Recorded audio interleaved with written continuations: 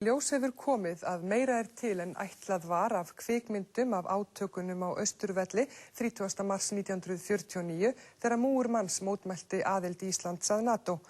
Þá urðu einhverjar mestu róstur sem orðið hafa hérlendis. Kvikmyndasafnið sýnir á næstunni í Bæjarbíó í Hafnarfirði safn mynda af óeirðunum. Hér í Kvikmyndasafni Íslands í Hafnarfirði að finna marga helstu dýrgripi íslenskrar kvikmyndalistar og hér gríðarlega mikið af ómetanlegu heimildarefni. Og nokkuð af þessu efni gefst fólki kostur á að sjá á næstu vikum. Fyrst flugsögun á Íslandi, þá jöklaferðir fyrir miðja síðustu öld og á síðustu vikunum verðum við með 2 sýningar þar sem meðal annars þessi samantekt okkar á myndum frá óeirðunum á Austurvelli.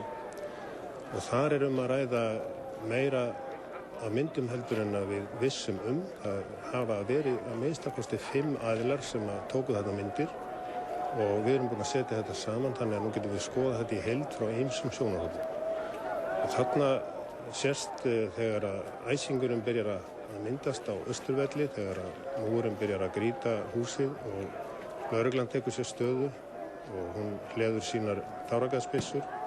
Við sjáum þessar táragasssprengjur springa og reykinn stíga upp allan völl og síðan þarna barátta þegar fylkingunum lýstur saman, menn berja hver á öðrum, lögreglan með kylfur og múgurinn svarar með grjótkasti og bareflum.